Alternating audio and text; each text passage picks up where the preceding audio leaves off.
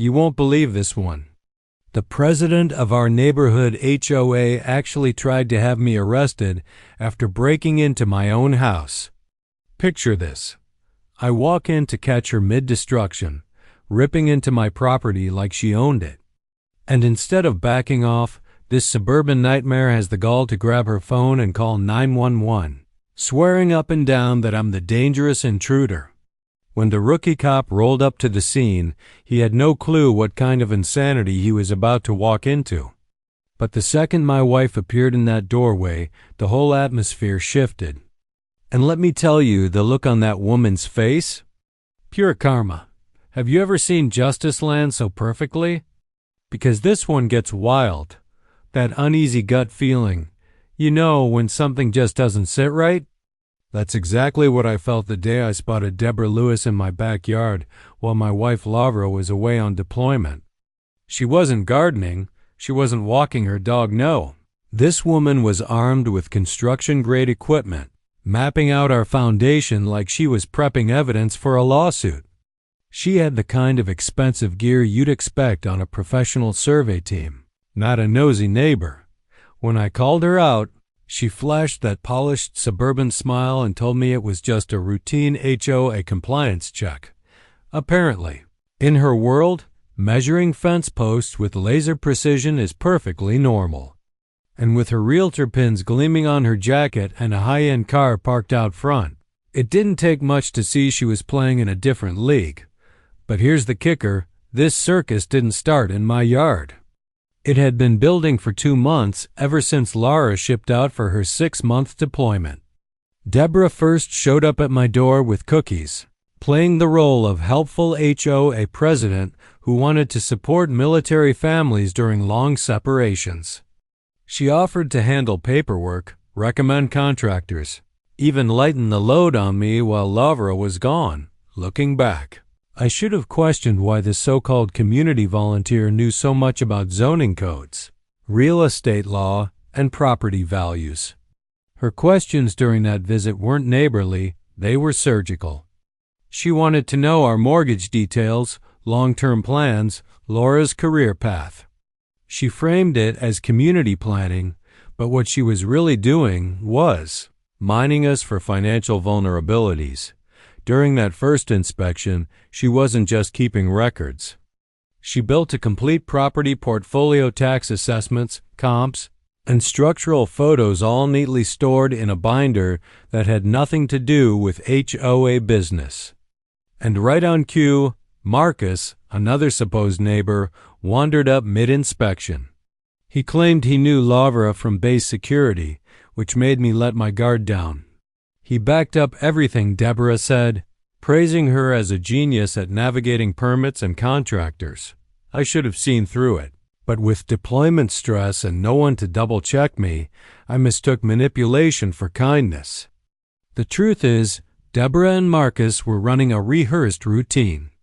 Their timing, their stories, their compliments, it was a performance. The biggest red flag came when I overheard Deborah on the phone, standing in my backyard. She mentioned property surveys and target family identification and then, flat out, referenced Laura's 6-month deployment. The phrase that chilled me? Proceed with vulnerability assessment. That wasn't neighborhood planning, that was predation. Still, I convinced myself I was being paranoid. She wrapped up her so-called inspection with this smug expression, like she'd just closed a business deal. She had everything she needed, our property data, financial situation, and proof that Lavra wouldn't be home for months. Only later did I realize I hadn't met a helpful HOA leader. I'd been profiled by a real estate predator who specialized in exploiting military families. And the real hit, that came 3 weeks later, packaged as an urgent HOA violation about supposed historic district non-compliance, with fixes that would cost thousands. We're talking about historic district upgrades, the kind that demanded period-correct windows, foundation alterations, approved paint shades, and official setback adjustments. The violation notice Deborah handed me looked so legitimate. stacked with legal codes and compliance deadlines that I never even thought to question if any of it was fabricated. She rattled off explanations with the polish of someone who had been knee-deep in preservation laws for decades. At the time, I honestly felt fortunate to have such a knowledgeable neighbor guiding me through what sounded like a bureaucratic nightmare. And right on cue, Marcus appeared the very next morning, slipping into his role with a been there, done that performance. He told me about his own supposed historic upgrades, how he'd managed it all with Deborah's help. He showed off pictures, shared permit documents, even broke down contractor bids like he was teaching a class. His story had every detail you'd expect from someone who had just gone through the grind, which made me trust his advice even more. I actually felt lucky to have neighbors who had already survived the process. By that afternoon, Deborah was back, this time with a polished packet ready to go. She had cost projections, contractor lists, permit timelines, and architectural drawings neatly organized. It was presented like a complete solution, not a sales pitch. She even emphasized how she'd guided other military families through the same ordeal, reminding me how overwhelming compliance could feel during deployments. The way she framed it, saying no would have seemed foolish and financially reckless. Then came the so-called lifeline. She pitched it as a community assistance program, an exclusive HOA fund designed specifically for military families. Low interest, flexible repayment, and framed as safer than dealing with banks who didn't understand military pay cycles. The catch? A preliminary property lien, spun as nothing more than a routine safeguard to protect my interests, compared to the hoops banks would make me jump through. Her offer sounded almost too good to pass up. Marcus backed her up, of course. He told me how her financing saved him time, money, and endless headaches. He bragged about how quickly permits were approved, how inspections went smoother than expected, and how the end results boosted his property value. Listening to him, I started to feel excited instead of worried, like this wasn't just manageable, but actually an opportunity. When Deborah presented the loan agreement, it felt like signing paperwork for any other administrative process. She carefully pointed out protective clauses about inspections, compliance, and temporary liens, reassuring me it was all just formality. Her calm, professional tone made me believe she was shielding my family, not trapping us. I signed those documents feeling supported, not realizing I was walking straight into a financial snare. The paperwork demands seemed standard. Enough property deed copies, mortgage info, and even Laura's deployment orders. For HOA compliance verification, Deborah explained it as part of qualifying for the Special Military Assistance Program. I didn't see it for what it really was, me handing over the keys to our financial vulnerability. The contractor process kicked off almost immediately. Within days, I had multiple estimates from different builders. Each one looked thorough, professional, and strangely consistent, as if Deborah's connections were rock solid. They all referenced the same codes, timelines, and even used the same phrasing, which weirdly reassured me at first. Then came the moment everything unraveled.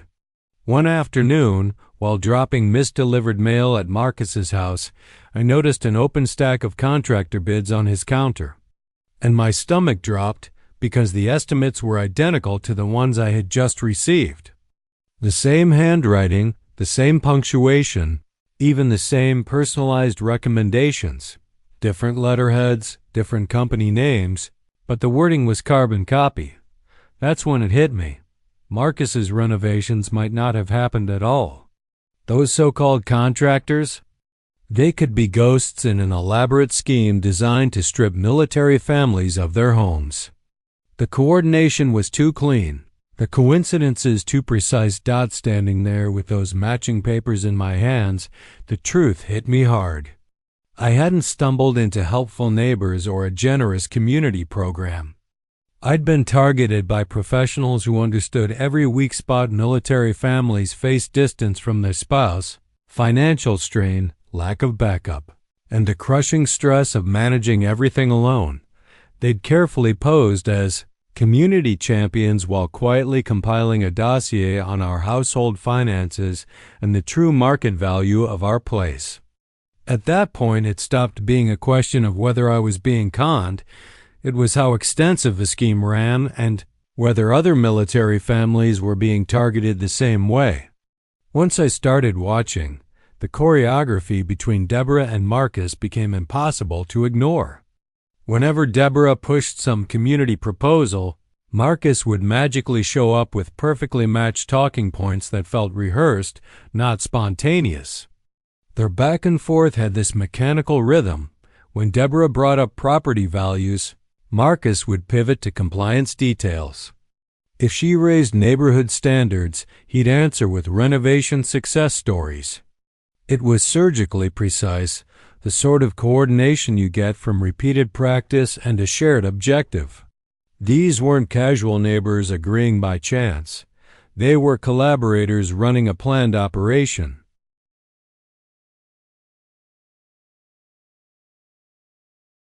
Helping Marcus move a couch one afternoon led to a bigger revelation. I found matching real estate brochures stashed in his garage with the same company logo that sat on Deborah's dealership frame. Lewis and Associates wasn't only Deborah's brand. Marcus was apparently tied to it as well.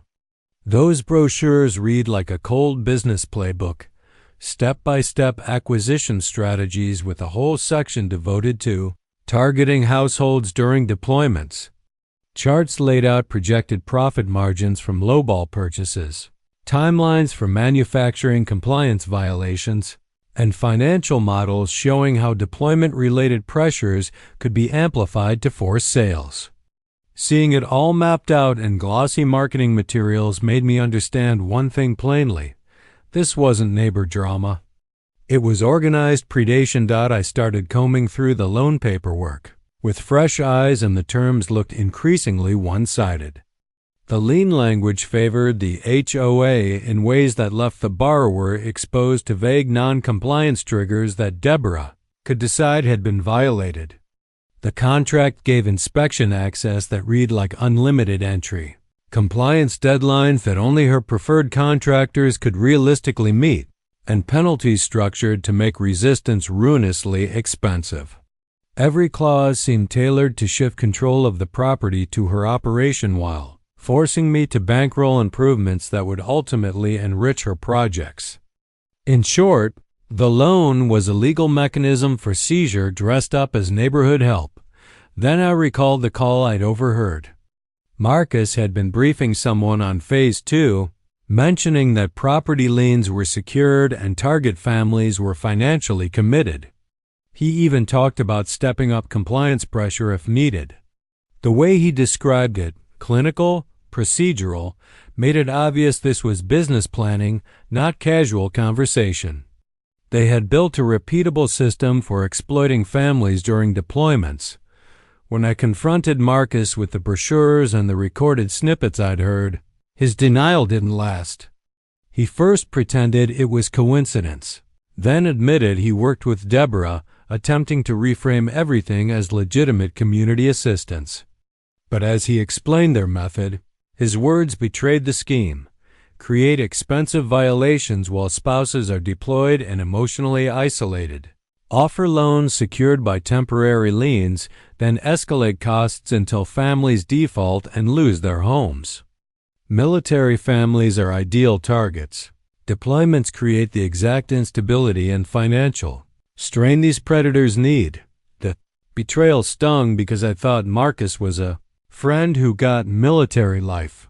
Months of neighborly chats, shared favors, and sympathetic stories had all been manipulation, carefully engineered to harvest intelligence about our finances and emotional weak points. He'd studied our routines, learned Laura's deployment dates, and identified when our household would be most vulnerable. Marcus then laid out their escalation plan. revealing just how confident they felt in their legal cover and local influence. The loan terms gave them the right to demand immediate remediation for any violation they designated. With Deborah controlling HOA channels, any resistance simply invited more costly requirements. He explained how their contractor network deliberately created dependency, pricing, and schedules, structured to make families miss payments and trigger foreclosure. The whole structure was designed to look airtight, on paper, while appearing perfectly legitimate to anyone who didn't know how. The pieces fit together. It became clear they'd refined this approach across multiple military neighborhoods, identified deployment windows, spot households under strain, then activate a coordinated campaign to manufacture violations and extract value. They turned service into vulnerability, weaponizing community goodwill and support systems to harvest equity from the very families sacrificing for national security. Relationships became intelligence tools, volunteer boards became control levers, and military duty became the selection criterion for profitable predation. The betrayal felt bigger than me. It was an assault on the whole idea of community support for military families. The final, sickening truth came when I found out Marcus had been keeping tabs on my messages the whole time. Texts on his phone revealed coordination with Deborah about identifying target spouses and activating emergency acquisition protocols. Now that I'd started digging, they'd been tracking my contact with Laura, monitoring our finances, and drawing contingency plans for exactly this moment. The message that froze me read: Laura returns in 3 days. Implement emergency protocols before she interferes. Whatever they had planned was going to move fast. Laura's return was the one thing that threatened their timeline. Holding evidence of methodical property crime in my hands made it clear these weren't petty con artists. They were running a professional operation across communities. The scale hinted at federal offenses, organized fraud, discriminatory targeting, and systematic real estate theft that couldn't be handled like a neighborhood spat. Marcus sounded unconcerned because they had backup plans for pushback, legal constructs for seizure, and social leverage that made resistance feel pointless. The question was whether Lavra coming home early would let us fight back or simply give them new reasons to tighten their grip. Then, out of nowhere, Lavra walked through the door 3 days early. Her explanation was casual, training wrapped up ahead of schedule, but the questions she asked were anything but personal. Instead of asking about friends or meals, she wanted timelines, document lists, and precise details about the HOA notices. Her tone felt like a debrief, not a reunion. When I showed her the recorded calls, the brochures, and the coordinated messages, she didn't flare up in anger. She went quiet and began methodically cataloging everything. How long had they been collecting our data? What documents had I handed over? Where did their contractor estimates come from? Her line of questioning revealed a different side of her that I'd rarely seen outside of work: operational, thinking shaped by intelligence training. She recognized patterns I'd missed. She told me Marcus had even reached out to her during deployment, offering support while subtly gathering information. To her, what looked like neighborly concern was textbook intelligence harvesting, probing for vulnerabilities, mapping schedules, and creating windows of opportunity. Lavra shifted into counterintelligence mode almost immediately. She explained military protocols for documenting patterns, identifying networks, and building admissible evidence before making a move. We needed proof of criminal conspiracy, not just shady neighbors, so her plan was to let the operation keep playing out while we quietly logged every step. The goal wasn't merely to save our house. It was to dismantle the network preying on other military families. Her victim routine was surgical. She planned to meet Deborah as a distressed spouse, begging for extra loan support and deadlines, while secretly recording their interactions to capture discriminatory lending tactics and coordinated manipulation. The more Deborah bragged about her control, the better our evidence would be. Laura's cover required staying convincingly desperate about costs while collecting, hard proof of predatory patterns and unlawful clauses. Each recorded exchange would be another piece of a federal case. This wasn't amateur dramatics. Laura's training enabled operational security and precise evidence gathering suited for a domestic counter-operation. When we dug into the fine print, the loan documents revealed illegal clauses aimed at exploiting deployment pay cycles and limited oversight. These were not ordinary lending terms, they were discriminatory mechanisms crafted to manufacture default conditions during periods of reduced communication and oversight. If properly documented, those provisions would point straight to federal violations of laws protecting military families. Her preparation even included reasons for wearing her dress uniform to the confrontation, a deliberate move to increase Deborah's confidence in the legitimacy of our status and to make Deborah speak more freely. Everything Lavra planned was about making Deborah comfortable enough to admit procedures, naming networks, and revealing operational details that would expose the full scale of their scheme. She expected Deborah to try to seize the property within hours of her return and planned accordingly. The uniform wasn't a prop. It was a tactical signal of military authority to any responding officers. Lavra anticipated that Debbie's operation would speed up the moment she reappeared, and that desperate criminals would act rashly if their legal control slipped. Her whole point was simple: pressure forces mistakes, and mistakes create evidence. Every element of her plan aimed to bait Deborah into obvious criminal acts while making sure witnesses, recordings, and proper authorities were in place when law enforcement arrived. Lavra approached the threat like a trained assessor, not a worried homeowner. She explained that organizations who'd spent months building a property acquisition pipeline wouldn't back down because one target pushed back. Instead, they'd accelerate and escalate, commit bolder crimes to protect their investment. Her prediction was that Deborah might try to plant evidence or provoke a municipal emergency to cut short normal legal protections.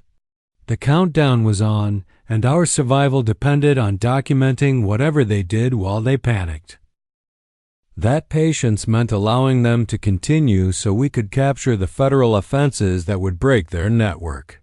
Her operational security and evidence collection plan read like a military operation, adapted for a suburban battlefield. Let them act, record everything, then bring down the entire system rather than fight for just our own house. The showdown would test whether disciplined counterintelligence could outmaneuver a civilian group that had refined predatory tactics against service members. Events unfolded exactly as Lavra forecast. Marcus fed Deborah a carefully staged update at the base processing center, painting. Lavra, as desperate about foreclosure and scrambling for emergency assistance, which convinced them the coast was clear to move into the final phase. Their overconfidence translated into sloppy security. Believing Lavra neutralized, they treated the operation like its last step. Enter the property using access rights from a signed agreement and manufacture the very hazards that would trigger an immediate municipal condemnation. They arrived armed with tools, counterfeit inspection forms, and falsified safety reports. Everything needed to create an appearance of imminent danger. Their toolbox was engineered for damage, expanding foam to simulate foundation failure, tampered electrical connections to create fire risks, and organic matter planted in hidden corners to seed mold scares. Each tactic matched specific municipal emergency triggers that allow officials to condemn a building and move quickly to auction. They knew exactly which violations would justify a rapid takeover without the usual procedural safeguards. It was methodical. They staged foundation cracks with foam that mimicked structural collapse, loosened wiring to fabricate fire hazards, and sowed mold in secluded spaces so inspectors would see health risks requiring immediate evacuation. Their goal was to produce a dossier of dangerous conditions that would compel municipal action and fast-track the property into acquisition queues. They'd practiced this choreography before and knew precisely how inspectors would respond. Following Laura's instructions, I returned home early and found them mid-operation, focused on producing evidence, not furtively covering tracks. Walking into my own house and watching people deliberately wreck it while arranging fake documentation felt surreal. Their dining table was strewn with manuals on condemnation procedures, municipal auction rules, and scripted acquisition protocols. This was no act of vandalism. It was a professional theft using the veneer of public safety to cloak criminal intent. Caught red-handed, their neighborly masks fell away. Deborah stopped pretending and began explaining the process like a salesman revealing his business model. She calmly outlined how emergency condemnation creates opportunities to obtain properties through municipal powers at auction prices far below market value. Those emergency powers bypass normal sale protections, strip owners of safeguards, and hand developers legal routes to acquire homes cheaply. Their pitch was disturbingly neat. Manufacture a safety crisis, hand the city a reason to act, acquire the condemned property through official channels, then flip it for massive profit under the guise of community improvement. Recording Deborah as she laid out, the scheme provided the kind of evidence that moves alleged fraud from local dispute to federal investigation. Admissions of orchestrated property damage, deliberate targeting of families during deployments, and the use of municipal emergency powers as cover for criminal acquisition. She described deployments as ideal windows. Communications are limited, oversight is reduced, and families are less able to contest rapid municipal actions. Hearing her map, the mechanics of the scheme in plain language made it painfully clear this was a repeatable, organized criminal strategy aimed squarely at military households. Their scheme targeted military families because deployments made timelines predictable, financial pressure measurable, and community isolation likely. Every aspect of their plan weaponized military service into a vulnerability they could monetize. Deborah's last-ditch move was a staged 911 call, a calculated effort to control the narrative after being caught committing federal crimes. She dialed the police claiming I'd attacked them during a supposed safety inspection, fabricating a violent homeowner story to prompt immediate law enforcement intervention and paint herself as the concerned neighbor protecting public safety. The brazenness of calling authorities while committing felonies showed how often this con had worked before. Preserving evidence became urgent as sirens closed in. I scrambled to secure the planted materials, counterfeit inspection files, and the tools they used to manufacture hazards, and I kept a running recording of Deborah admitting their systematic scheme. The physical items would prove criminal intent in court, but the recorded admissions explained the operation's broader pattern instead of leaving it as an isolated incident. Everything had to remain exactly as found so it would show premeditation, not a spur-of-the-moment dispute. That combination of tangible evidence and captured confession was crucial to prove a pattern of federal housing discrimination. Marcus's performance for responding officers made their plan seem even more polished. He faked injuries from my alleged assault and corroborated Deborah's inspection story, their statements dovetailing to form a believable victim narrative. They knew how to stage the scene. Coordinated testimony, supporting props, and seemingly official paperwork. To an initial responding officer, the structural damage looked convincing. The safety violations appeared credible, and their documents read like legitimate reports, all enough to justify emergency municipal action if viewed without context. Their confidence suggested they'd successfully leveraged police responses in past operations, What they didn't know was that Laura was changing into her dress uniform inside the house, ready for the authority reveal that would append their script. She planned to present herself as the region's highest-ranked military officer on the spot, a move that would shift the situation from a local homeowner dispute to an incident implicating military command and federal interest.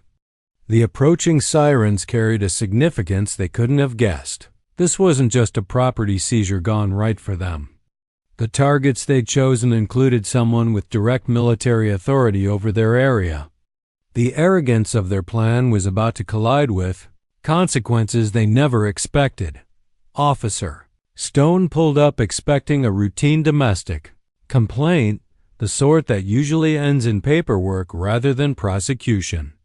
He'd seen our address and military records and recognized me from base interactions, so at first glance he assumed deployment stress might be the root cause. He had no idea he was arriving at the center of an organized property acquisition conspiracy spanning multiple military communities. From the street, our block looked normal, but inside was a staged crime scene and a rehearsed narrative designed to mislead. Deborah's victim act was textbook: manipulative theater, distraught community advocate, alarmed for neighbors' safety, describing urgent foundation failures, exposed wiring, and hazardous conditions. Her emotional, detail-rich account was tailored to trigger immediate police and municipal action. Marcus matched her line for line, playing the injured corroborator who'd been attacked while documenting safety violations. Their statements were synchronized, and their props reinforced the story. Faced with their polished performance and convincing staged damage, my explanations about the planted evidence initially fell flat. The structural problems looked authentic, and their forged documentation had the air of authority enough to confuse an officer not familiar with the larger, coordinated scheme. But beneath the theatrics, the pattern of manipulation and staged victimhood quickly became clear to anyone who looked beyond the obvious. Their target list purposely zeroed in on military households, deployments provided, predictable windows, strained finances, and social isolation that made pushback unlikely. They designed every step to turn military service into an exploitable weakness for profit. Deborah's last move was pure theatrics with a purpose. She called 911 to flip the script after being caught in federal crimes. Her claim was that I'd attacked them during an official safety inspection, a story crafted to trigger an immediate police response while framing her as a concerned neighbor protecting public safety. The audacity of dialing for help while committing felonies showed how often this con had succeeded. Preserving proof became urgent as sirens closed in. I secured the planted props, the forged inspection paperwork, and the tools they'd used to manufacture hazards, and kept a continuous recording that captured Deborah admitting to the scheme. The physical items would support criminal charges. The recorded admissions explained the operation's scope beyond a single incident. Everything had to remain exactly as found to prove premeditation rather than a spontaneous neighborhood conflict. That combo, tangible evidence plus incriminating audio, was essential to expose systematic federal housing discrimination. Marcus's act for responding officers was polished. He faked injuries and backed Deborah's inspection tale, their accounts dovetailing into a convincing victim script. They used props, paperwork, and synchronized statements designed to mislead first responders. At first glance, the apparent structural damage and official-looking files could convince an officer to treat the scene as an emergency warranting municipal action. Their confidence suggested they'd used this playbook before, but they didn't know. Lavra was suiting up in full-dress uniform inside the house, preparing to reveal her command authority, a move that would immediately change everything. Her plan was to present herself as the region's senior military commander on site, elevating the incident from a local dispute to one with federal significance. The approaching sirens meant far more than Deborah and Marcus realized. They'd picked a house that belonged to someone with direct military oversight of the area. Their arrogance was about to meet consequences they never imagined. Officer Stone pulled up expecting a routine neighbor complaint, the sort of call that usually ends with paperwork. He recognized our address from base records and had seen me at the checkpoint, so his first impression was that deployment stress might be at play. He had no idea he was arriving at the center of an orchestrated property acquisition scheme spanning multiple military communities. From the street, everything looked ordinary. Inside, a staged crime scene and a rehearsed narrative waited. Deborah's victim performance was calculated theater, distraught advocate, alarmed about foundation failure, exposed wiring, and health hazards. Her detailed, emotional account was tailored to provoke immediate police and municipal intervention. Marcus mirrored her lines and claimed injury while corroborating the inspection story. Their statements were synchronized and bolstered by forged documents. Against that polished setup, my attempts to point out planted evidence initially sounded weak. The damage looked authentic and the paperwork looked official, enough to confuse an officer unfamiliar with the wider, coordinated scheme. But the moment Lavra stepped out in uniform with command insignia, everything changed. Officer Stone recognized her rank instantly and went from treating the scene like a domestic disturbance to following military protocol. The shock on his face when he realized who he was dealing with is something I'll never forget. He immediately understood this was no ordinary neighbor dispute. This was a possible federal housing crime involving systematic targeting of service members. Laura's calm, commanding presence dismantled Deborah's narrative. She announced arrests for breaking and entering, criminal property destruction, and filing false reports, charges that carried federal implications and wouldn't be handled as simple HOA disputes. Deborah's expression when she understood Laura's true authority was priceless. Her carefully constructed acquisition plan collapsed as officers and military liaisons began treating this as a federal-level investigation. Rather than routine mediation, neighbors who'd watched Deborah in her HOA role suddenly reevaluated months of helpful activity. The revelation that their trusted community leader had been running a predatory real estate scheme stunned the block. Officer Stone's quick coordination with supervisors and military police meant the investigation would be escalated, bringing federal resources to trace the operation across multiple installations. Marcus's attempts to maintain their victim story unraveled under Laura's command presence, and his fake injuries looked absurd when confronted with hard evidence and military oversight. Deborah's breakdown included an admission that she'd targeted our house deliberately, months of planning, and resources aimed at acquiring property from service members during deployments. Her confession mapped out a pattern of discrimination and fraud that pointed toward multi-state federal jurisdiction. The scale of the scheme made the neighborhood's image of community service collapse. What looked like civic involvement had been a cover for systematic theft. Laura's uniform made plain that community trust had been weaponized against those who serve, and with that revelation, the full scope of their criminal network was finally exposed. Sometimes justice lands hardest when criminals realize exactly who they've been targeting. And Deborah's expression, when she understood whose military career she had tried to dismantle, was unforgettable. Her total psychological collapse under Laura's regional commander authority was both shocking and revealing. She finally realized she had spent months plotting against the highest-ranking military officer across 3 states. Deborah's desperate attempt to justify her strategy only confirmed how her entire operation had been designed to attack someone with direct access to federal investigators and military justice systems. The scale of her miscalculation showed she had invested enormous criminal resources into an operation that could be crushed instantly through the very federal channels. she'd ignored. What she thought was a flawless acquisition plan suddenly appeared delusional instead of brilliant.